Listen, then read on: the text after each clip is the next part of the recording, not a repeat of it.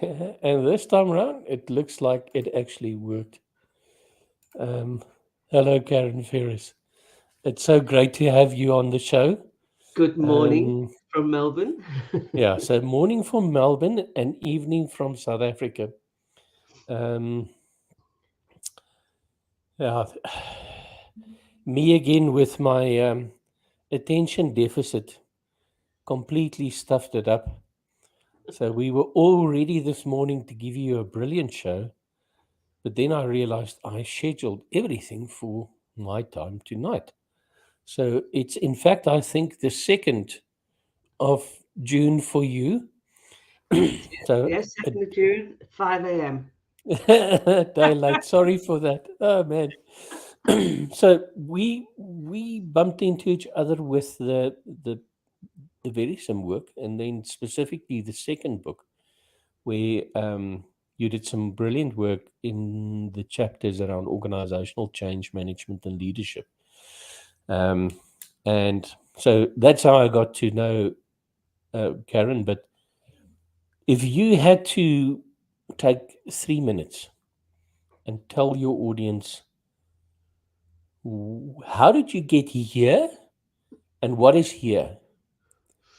How Oh, would you great do that? question. Great question. So, um, I started out in service management and still work in IT service management. And that's what, um, so I got my first qualification in 1995. That's how old I am. And Okay. that's what brought me to Australia in 1998. A company called Proactive Services needed people who were qualified to deliver training. So they looked at that time to the UK and Europe for, and yeah, an opportunity I couldn't turn down. So I came out here in 1998, and the rest is history. I'm still here. I love it. Um, and back in around 2010, I was doing some research around how we could use ITIL and ITIL processes to improve sustainability in Okay. organizations. And I stumbled across a framework of a systematic review from Simon Fraser University that asked the question, how do we embed sustainability into an organization? And when I looked at it, I went, this isn't actually about sustainability per se. This is about how do you embed any change into an organization. And I thought this would be a great framework for service management people and IT people because they love frameworks. So Yeah. let's see if we can use it. And that was a key shift for me that got me really interested in organizational change and realizing I'd always been doing it. We're Yeah. all doing it. We're trying to change the way people work and processes and whatever. Um, and I ended up writing a book back in 2010, Balanced Diversity, a portfolio approach to organizational change. And that was the shift that got me here where I am today. So I Okay. still have a passion for service management. I still work in that area.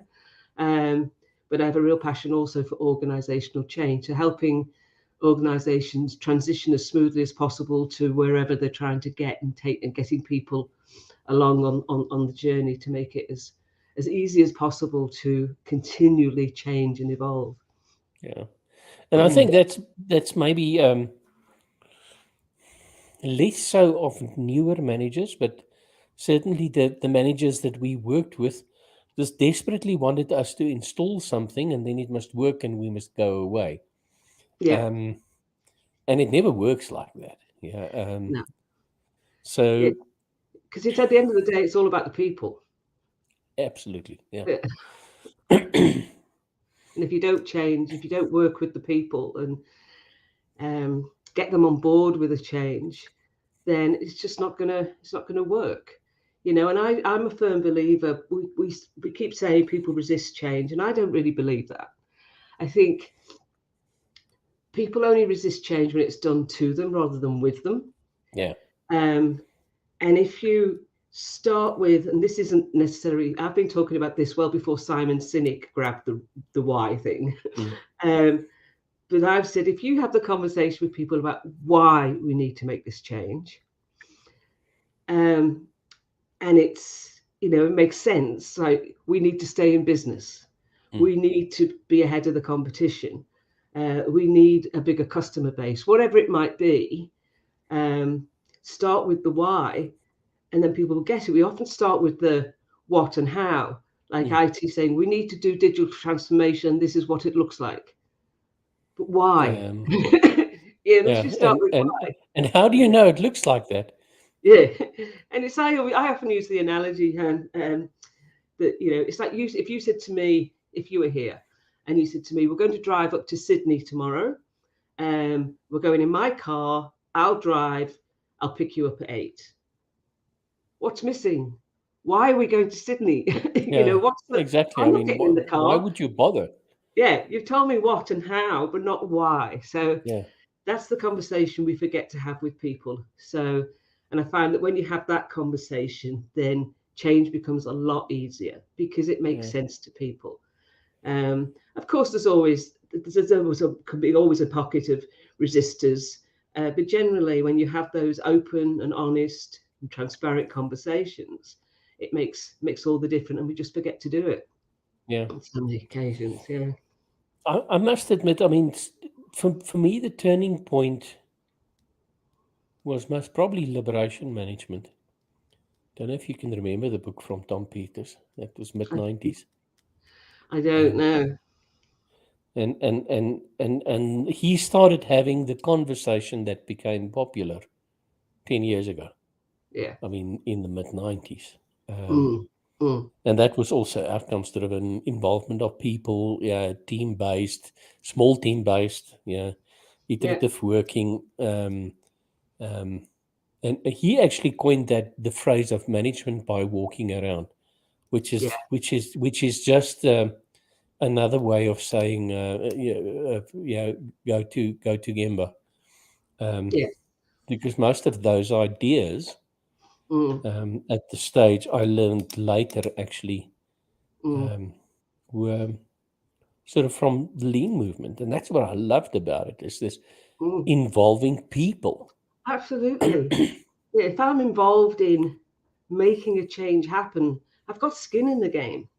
Absolutely, Even if yeah. it's just a conversation that you've had with me about the change and getting my input um, and my feedback, I feel that then I've got some ownership of the change, and that inherently means I'm sort of uh, buying into the success of the change. I want Mm, to see it be a success, and I also believe that one of the biggest things organisations get wrong with organisational change is they have these, I go into an organisation and we say, where's your change management capability? And they go, it's that person sitting over there. And, and I'm like, therein lies your problem. Stop. yeah, You've got one person and they can't do all of the change for all of the people. So I'm a firm believer that you really need what a lot of people call a change network of people who get it. And mm, it's so often organizations say, oh, yeah, we've got a change network. And the only thing they've ever given people is a lanyard that says, I'm a change champion. And they've no idea what they're supposed to be what? doing. Yeah, So, if you're serious about it, enable a network of change advocates, whatever you want to call them, that really get what change is about. And they can be the arms and the legs for the center of excellence where that one person probably is sitting and I'll take a step back because a book I wrote a few years back now called Game On, Tactics to Win When Change is Everyone's Business. And I use the soccer analogy or I'd say football if I was still in Liverpool. And I use the analogy of managers, coaches, and players. And if you think of the players on any sports team, mm, every game they play is different. The location, the weather, the pitch, the opposition, the supporters, the tactics, everything is different and has changed. And it will change during the game as well. People get sent off, people change position, people come on. Those players don't resist all of that change. They say, game on, yeah, just bring it on. Let's just do it. And they adapt and absorb it. Um, and they work as a team. So how do we get an organization to be like that? Because that's what we want. Game on, throw it at yeah, me and I'll stand up. So if we had managers and coaches, so managers being the centre of excellence for change, who stop getting on the pitch and start putting in a strategy to continually drive change across the organization from a people perspective, and then build a network of coaches, what we call change champions, who can take that strategy and drive it out across the organization and have those Gemba conversations with all the people that are having to make the change, because they're there on the ground, and they can have those conversations, and they can go back to the manager, the strategist, the change strategist, and say, we've got a problem in this area, or we need more comms in this area, or we need more tools and resources over here. And that's when you get change happening, making it everyone's business across the organization, that it becomes a success. It can't be that one person, because all that one person will end up doing is working on one major program, and everything else just goes by the by. Yeah. Yeah, I mean, the outcomes will be shelfware is at best. Yeah. Yeah. So, do you think that from a generational perspective, employees are starting to demand a change in behavior of management? And if so, why do you say that? Yeah. I think what's happened is I'll come back to the generational aspect, but over the last 2 years, we've had employees have had time to. If the pandemic had been 2 months, we wouldn't be in this situation. It's been over 2 years, and employees have had time to reflect about what they really want from both their personal and professional life, and they've got to a point where they've said, I'm worth more. I have higher expectations of my employer. And traditionally, organizations have focused on offering employees the transactional things, pay and benefits. Now, they're important, but employees now are saying, well, that's a given, that I need a decent standard of living. But I'm looking for more relational aspects of my work, like good leadership, like trust, respect, autonomy, flexibility, well-being. And they're the expectations now they've got of employers. And we're at a time when they're actually in the driving seat, because the war on talent's back on. Because whether we believe in the great resignation or the great reset or the great reshuffle or what everyone's calling it, people are employees are moving around. They've proved they can work from anywhere. I don't have to work for a company in Melbourne. I can work for a company in Johannesburg, accepting the time difference. So that's put a whole different reflection on things, when not everybody can work remotely, but a large proportion of our workforce can, and they're on the move.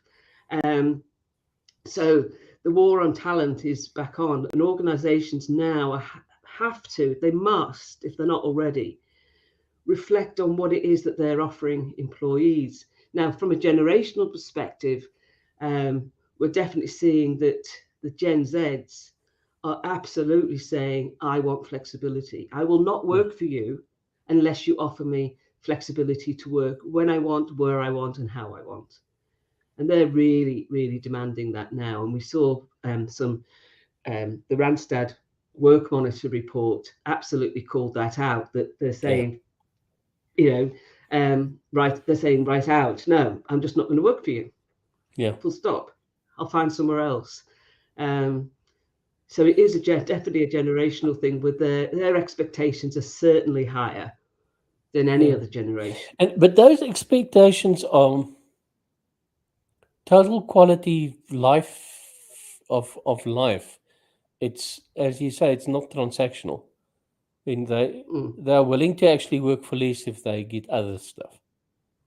Yeah. And they're actually saying that. They're saying, I mean, there's lots of research out there that people have been doing, lots of consultancy firms and commentators, and people are saying, I will take a pay cut if you give me the flexibility to work where I want to work from.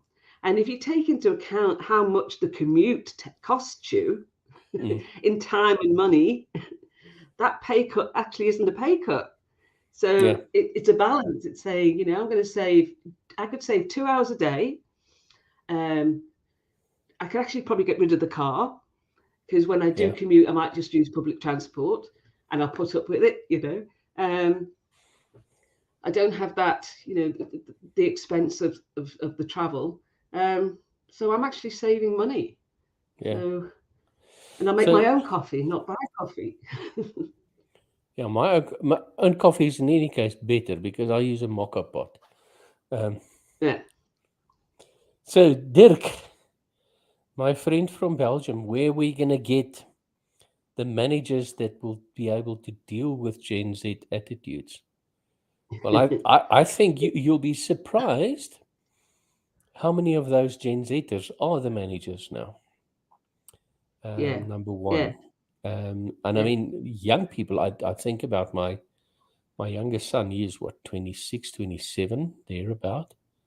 And it basically took him 2 years to have a team of people that works with him. Yeah, and I'm choosing my language carefully. Yeah. Work with him, not for him. Yeah, absolutely. And they tackle really, really complex problems.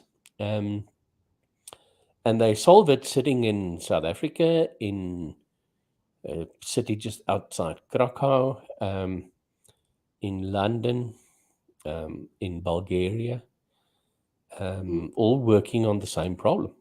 Yeah.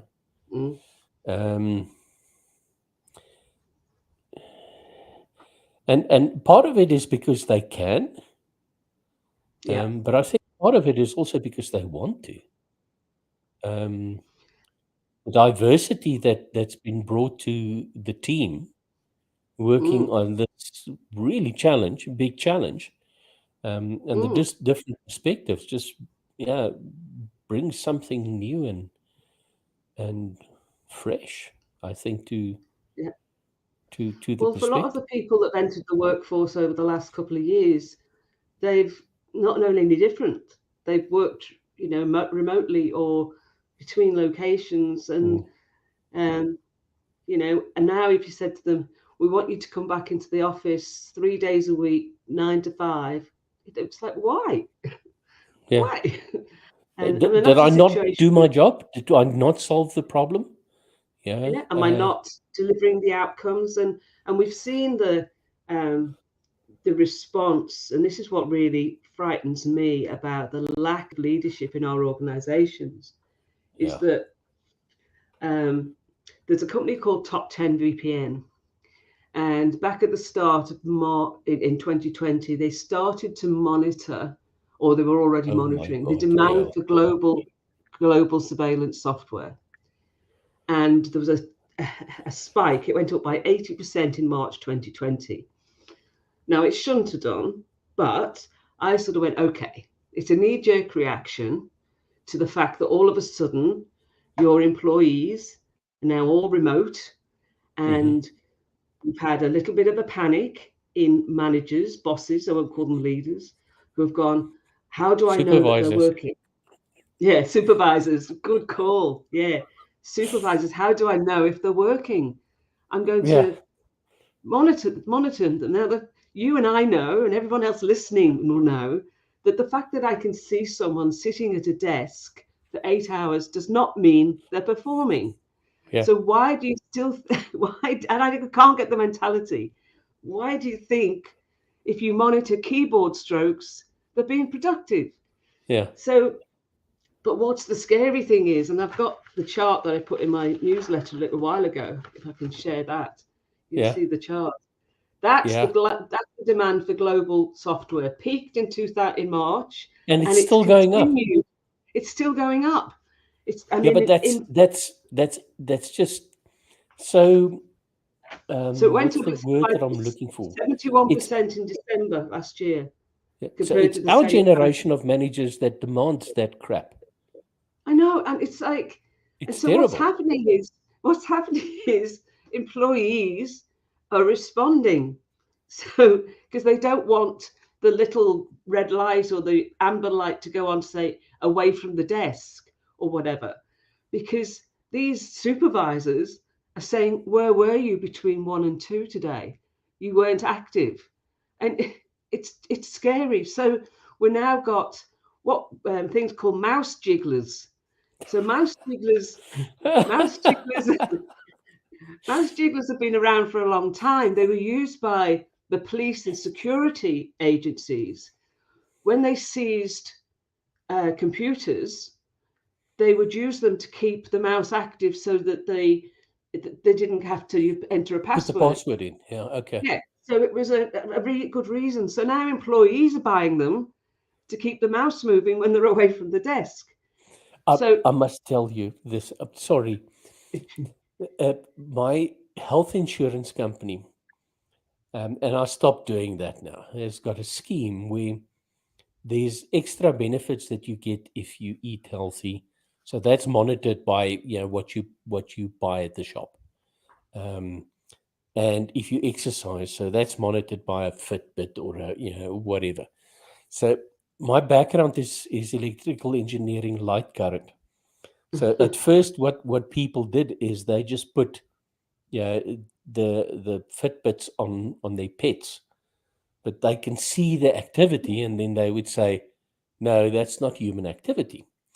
So what I did is with a stepper motor, I I built something that approximates somebody walking for 2 hours, and I used to put my Fitbit on it and switch it on. that's So hilarious. But it's the and same behaviour that's happening. So employers are cottoned onto this. So they're going, if you've attached anything to your device through a USB, so employers are fighting back by blocking these devices. So now, and I put all these examples in a newsletter a few weeks ago, and it was I had great fun doing the research. So there's a picture of a mouse being dragged around by a toy train to keep it moving. And you can put the mouse on if it's an optical mouse, you can put it on the top of a glass. And for some oh, reason, the so glass, the condensation will. something, yeah. So they're Yeah. doing that. And there's another video um, of a desk fan that's oscillating, and it's tied the mouse to it. So as it oscillates, the mouse moves backwards and forwards on the desk.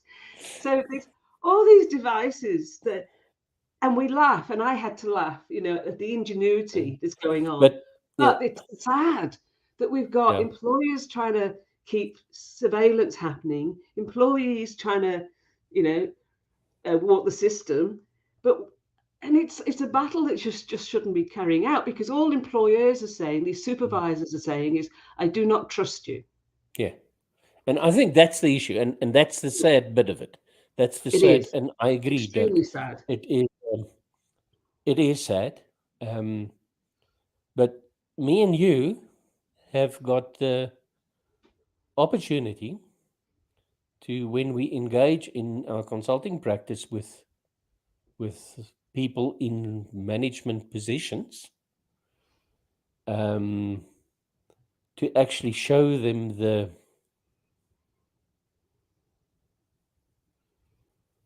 stupidity. I can't think of a better word of of old behavior Yeah, in a new world of work.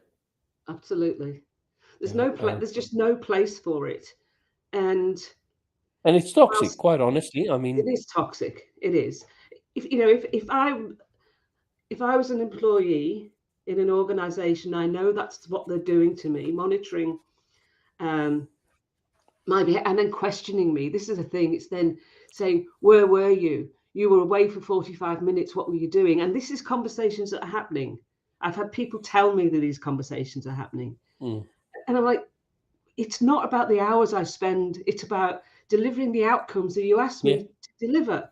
So I need a leader that's clear about their expectations and the deliverables and the outcomes, and gives that work to me and empowers me to do it how I want to do it. It doesn't matter whether it takes me 8 hours or 8 days, hypothetically, as long as I deliver those outcomes and meet Yes. the expectations. Yes.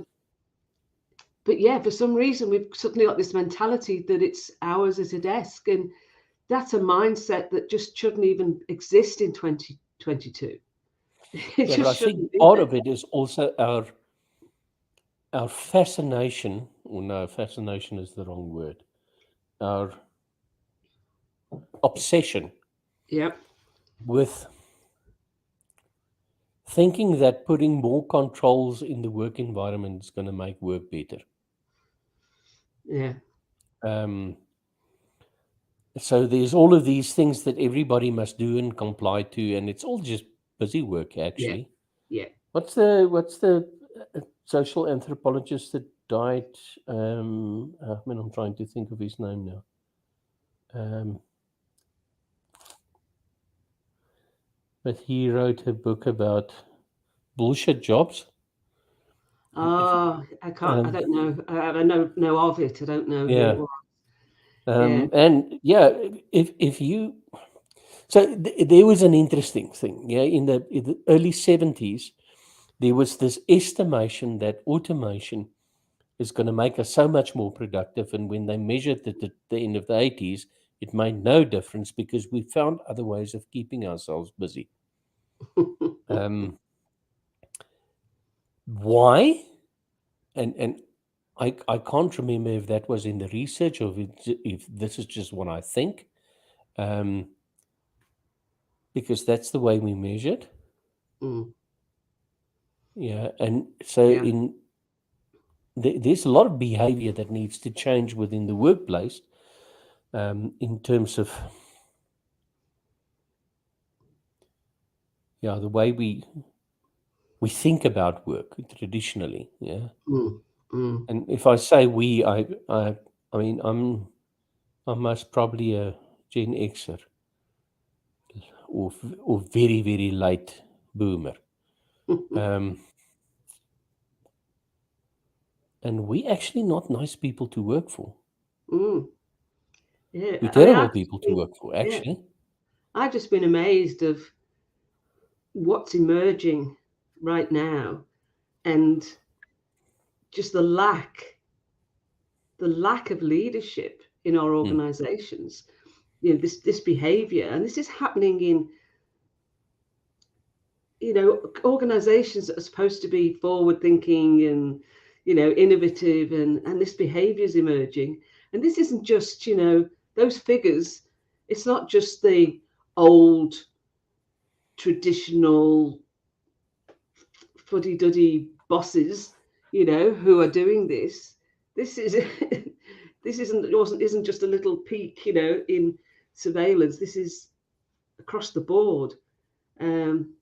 And as I say, I know people who are saying, yeah, I know someone who works for one of the big banks here in Australia, and one of at one point the boss was monitoring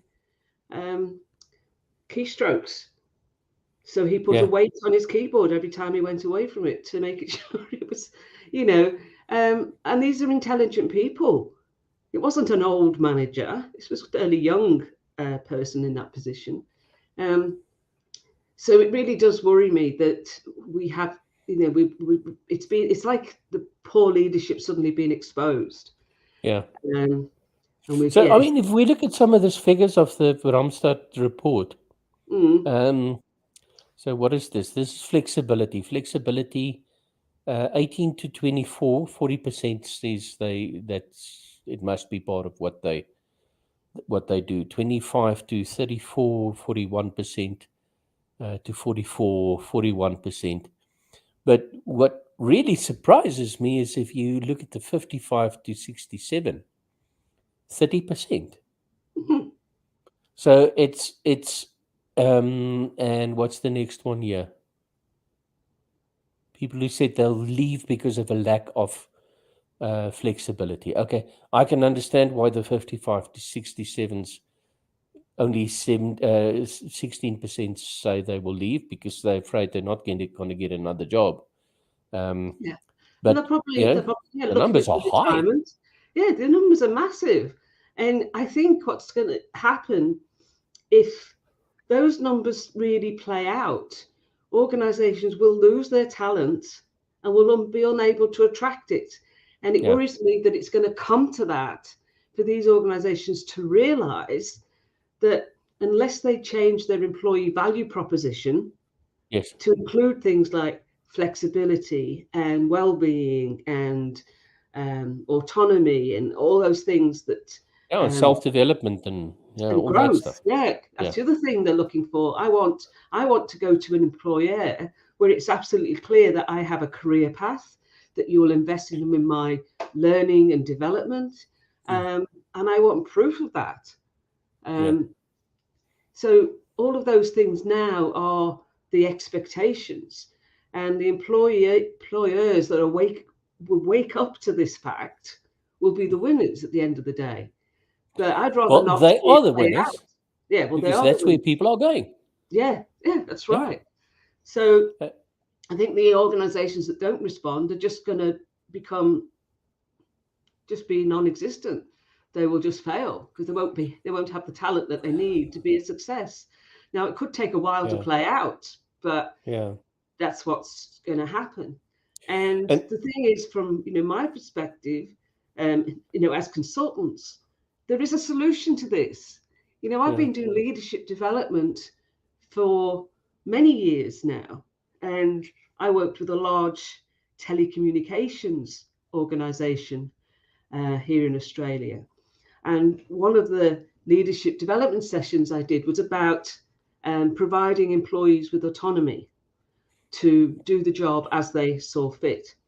And the leadership group I had, I could see that the fear in their eyes, like, oh my God, it's going to be anarchy, And I was like, okay, let's start small, and we talked about the benefits of empowering people to go off and do the job, and the importance of just being clear about your expectations. Get them to play back what they think you've said, and when you're both on the same page, get out the way and let them go. I said, well, start with something that's really low risk, that you're comfortable with. That if little Johnny gets it totally wrong, the company won't cease to exist. Small risk, and just do it. And explain that why you're changing your behavior. Otherwise, your employee looks at you going, what? And did you have a bang on the head or something? So explain what you're doing. And then, and once you've done that, you'll be more comfortable and do it again. Now, it surprises me that I have to be having these conversations with so-called leaders, but that's the fact of it. And the other thing about leaders is most leaders get into a leadership role, a people leader role, in their late 20s, early 30s. And research, and Jacob Morgan's included this research in his latest book, most of them get their first leadership development in their 40s, early 40s, late 30s. So for some, they've had 2 decades without any development, any coaching, any support, unless they've gone out and looked for it themselves. The only learning they've had is from the bad boss that went before them, and the bad boss that went before them. So the whole cycle's repeating. So it's not actually their fault per se.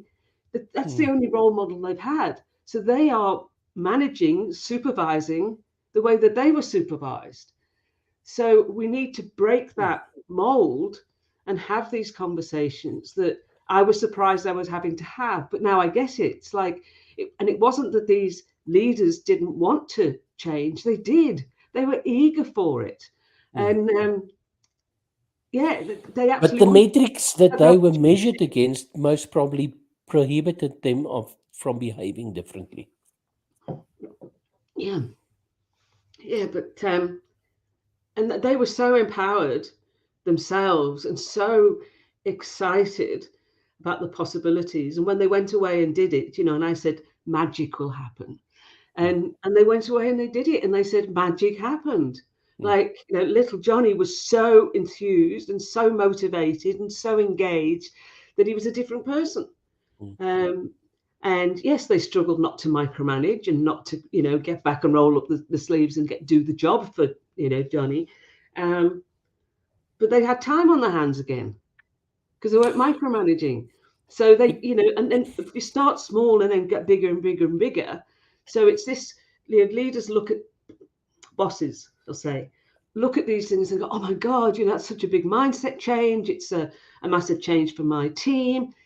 Well, don't do it as a big, thing. Start small. And because it's not just you that's got to change, your employees got to change as well, because they're going to be and they seeing need to it in a trust different way. that when you tell them they want to behave differently, that they can, Yeah, that you won't penalize them for doing what you ask them to do. exactly. Exactly. And it's like Yeah, saying, it's then it gets the mindset. So that's a really good. We also need the mindset that it's okay to get things wrong. yeah, It's, if we don't have setbacks, then we're not moving forward. We're not trying hard enough. You mm, know, it's okay to try new things, and it's okay if it doesn't go the way we thought it would, because we're going to learn from that and be better because of it. So yeah, that's a whole other mindset change as well, that it's okay to get it wrong. And I put leaders at ease, because I talk about this was from W.L. Gore, the Gore-Tex company. They okay, came up with this waterline principle. So if you think that you're firing at a ship when you're going to make a decision. So if an employee says, I'm going to make a decision and I'm probably firing above the waterline, that's okay, because we probably won't sink the ship. We can fix it if it goes, yeah, yeah. If you think you're firing below the waterline, oh, don't do that. yeah, Go and get some advice from someone else. So it's a good sort of principle that makes the boss or the manager feel, and they have to talk what's about above the line and what's below the line, mm, so that the employee has some principles, guardrails to go by when they're making decisions. I can make this decision myself, but yeah. if it's this sort of thing, then I should go and talk to my boss and get their feedback. So But there's heuristics is not that difficult. I no. mean, um, we want to make it complex and complicated. Mm. Um, but I mean, if we employ smart people, they should be able to make smart decisions. And I don't know of anybody who wants to employ an idiot. No, exactly. But we employ smart people and then treat them like idiots. We treat them like Yeah, children, and yeah, yeah, we can't allow them to go and do the job the way they want to do it. We want to tell them how to do the job. It's like, yeah, why did you employ these people? It's like, and that goes back to, and I'm going to diverge again now. yeah, Um, Apple is a prime example at the moment. So everybody at Apple went and worked remotely during the pandemic, and this is an innovative company. This is why I love the story. And they came up with their hybrid pilot model, which was going to be launched on the 23rd of May, that said employees had to be in the office 3 days a week. That's it. Had to be in the office. And allegedly, there's a letter going around that employees wrote to the executive and said exactly that. You employed smart people. And even Steve said, Steve Jobs said, these people will tell us what we need to do. We don't tell them. We employ these smart people because they will tell us what we need to be doing. And they're saying, so listen to what we're saying to you. We don't yeah, want to be in the office 3 days a week. We want to have the yeah. choice and the preference. So the pilot got put on hold, apparently. But yeah, the smart people want to Okay, be treated as smart people. Excuse me. so here's a dilemma that I've got.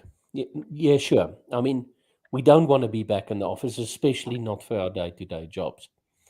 But lots of the things or the tools and techniques that I use to teach people to act and behave and think differently are visual tools. And Yep. the online tools it's not the same. It's Mm. not the same as having a bunch of people online versus a bunch of people with post-it notes and a whiteboard. It's amazing what you can do with post-it notes and a whiteboard, Yeah. Yeah. and stickers that you use to vote with. So how do you handle that? I mean, Yeah, I mean, I've been using things like, the virtual whiteboards, and giving people time to, and I've had good results. Yeah, there is there is the edge that you have when you're physically there and putting post-it notes up and that. But I'm finding a lot of people are really getting into the online tools and using those quite interactively and okay, enthusiastically. If you give them time to play, you okay, know, we go straight into it, and I've got, where do I put my dot, to vote and all this sort of thing. So give people time to play, and then use it in earnest. And of course, now we've got the metaverse upon us, so we all will be in a room together. We'll just be avatars with our post-it notes. I must admit, I'm looking forward to that. Yeah, When Elon came out with Neuralink, I said I'll be one of the first volunteers. I want to be plugged into the matrix. yeah. So I want to take the metaverse further. I'm quite happy to have my brain wired. I think it's, yeah. I'm excited about this too. I think it's just the way it's going to go, and Yeah. it gives people. I mean, Facebook are already doing some good things with it, and I've got, they've been getting, what would I say, commentators and people together for discussions, about, I don't know,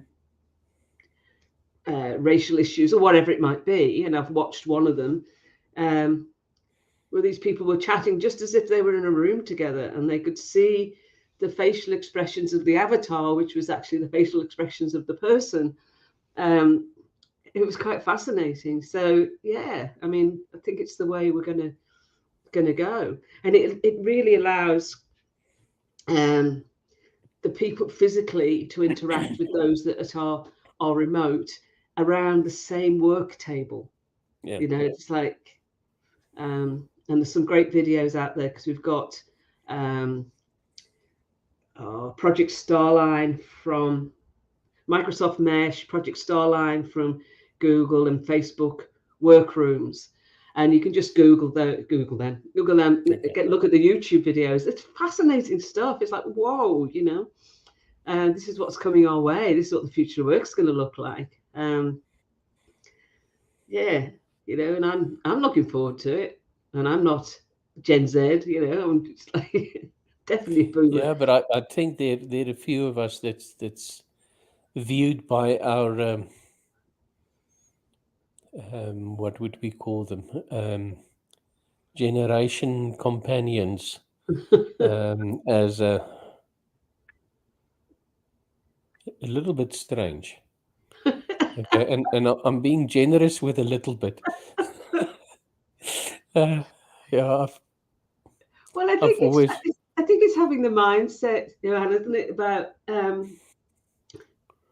it's that growth mindset, isn't it? It's like, bring it on, let's try it, let's see what it's going to do. It's like, I don't know, rather than just pull the shutters up and go, no, it's different. I don't like it. It's like, it's different. It's great. Let's try something different. Yeah.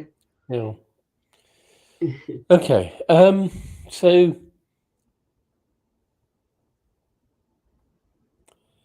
would I be correct in saying that a lot of the new behavior revolves around just the word trust? Absolutely. If categorically, absolutely. It's just screams, I do not trust you. Yeah. I do not trust you. Um, and maybe the trust was never there, Mm. but the lack of it is just being exposed. It's just like we've opened the curtains and like, oh, what's behind it? Oh my God. Yeah. Um, and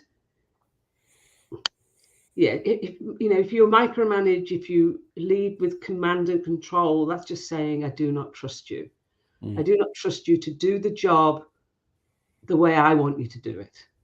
Or I Yeah. don't trust you to deliver on the outcomes. I need to watch what you're doing all of the time. I don't trust you to perform, if you like. I sometimes wonder if the managers knows what the outcome should be. Probably not, maybe not.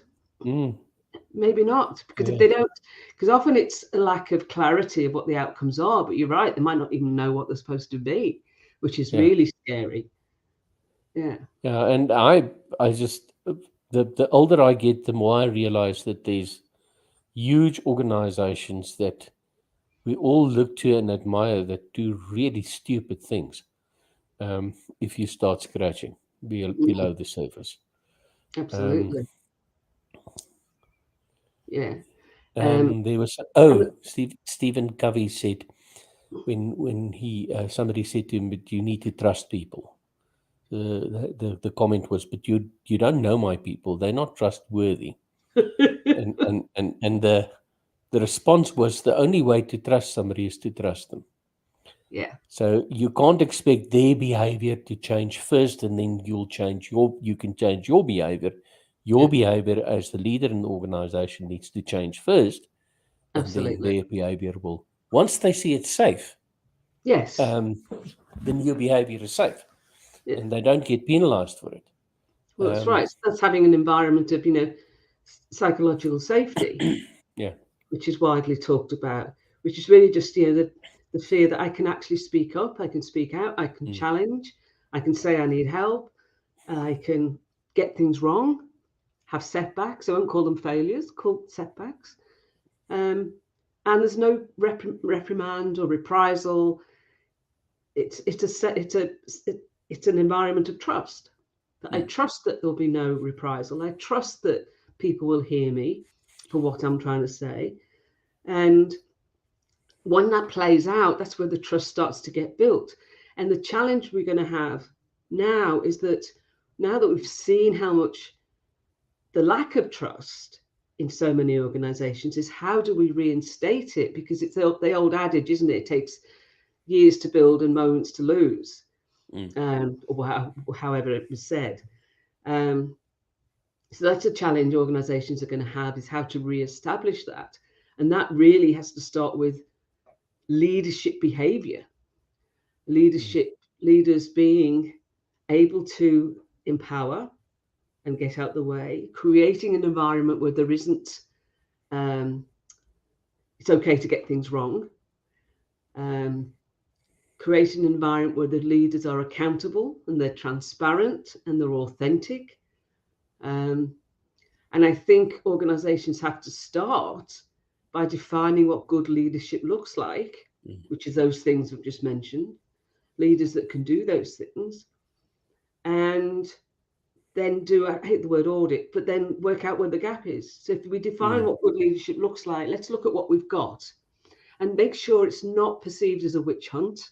We're not trying to go, you're a bad boss. We're mm, trying to make sure we've got the right customized development, growth, support, and mentoring for these people to help them be the leaders we want them to be. And I mm. don't think we do that. We just put people into a leadership role and let them flounder. Do you And know what I most people find want.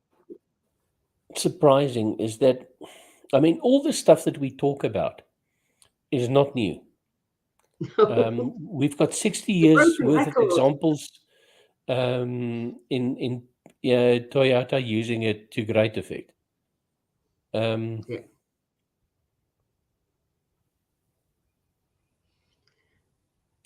yeah, and I mean, on a few of the conversations that I've had now, I thought, this is sort of one of my standard phrases now. Stop reading Frederick Taylor and start reading Frederick Laloux. Um, so Yeah. Yeah. wouldn't It's it not be new. awesome if we It's can actually get to, I mean, Laloux's, the books at least that I read was taking up to a teal organization, but there's something mm, beyond. That's the violet organization. yeah. Wouldn't that be? Yeah, it will be like, I don't know, one of these advanced civilizations that Star Trek came across. Yeah, the embodiment of essence and all spirituality. uh, Yeah. It is scary that, like you say, it's like, often I feel like a broken record, and just keep saying the same things over and over again. And like you say, it's not new, but it's not new and it's not rocket science. mm, And but I think that the penny's not dropping for some reason.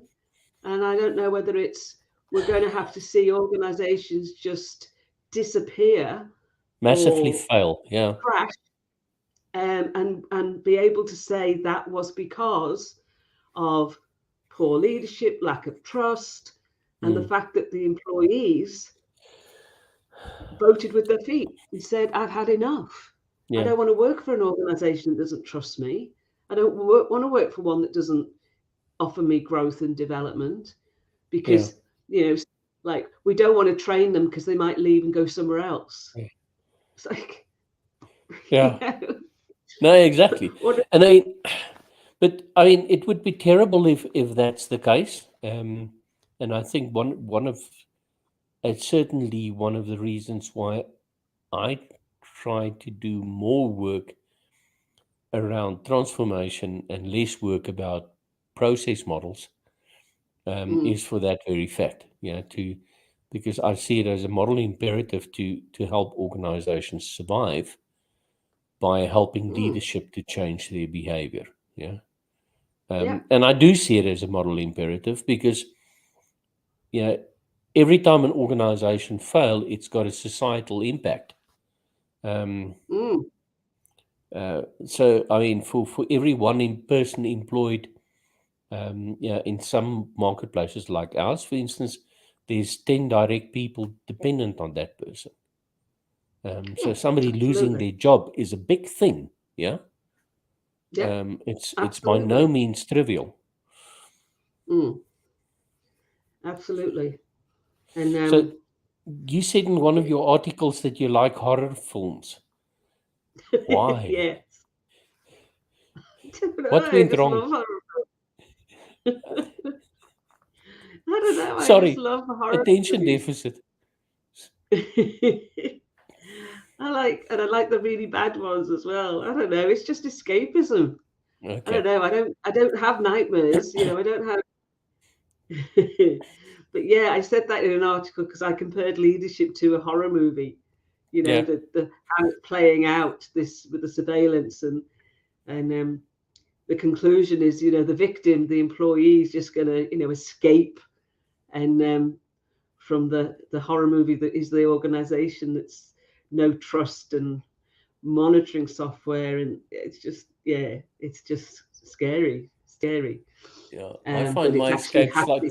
slightly somewhere else. I'm going to see if I can do this. I'm going to try and turn my camera. Don't know. Can you see what's hanging off the roof there? It looks like a An, spacecraft. Is that what an it? X-wing fighter from Star Wars. Ah, So here's this adult trying to tell leaders how to behave differently, and he's got toys hanging from his ceiling. uh, uh, we're only human. Come on. well, well, Yes. Karen, we coming up for an hour, and I Yeah. promised the audience that I won't do 3 hour sessions. But I certainly this conversation can go on for a while, Oh, it could. Absolutely, it um, could. Yes, and it's been and I would fun. love to invite you back sometime, for another chat because I had a blast. Um, Yes, I'd love to. I'd love to do that.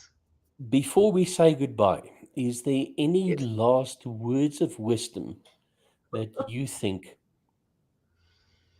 a leader should, let's not say no, let's rather say do? I think it has to go back to what we've said, trust. Just trust your people. Like you said, we employ smart people, enable them to be the smart people that they are. Mm. and trust them. Okay, awesome. Well, I'll give you time to go and make a cup of coffee because I'm quite sure you haven't had one yet.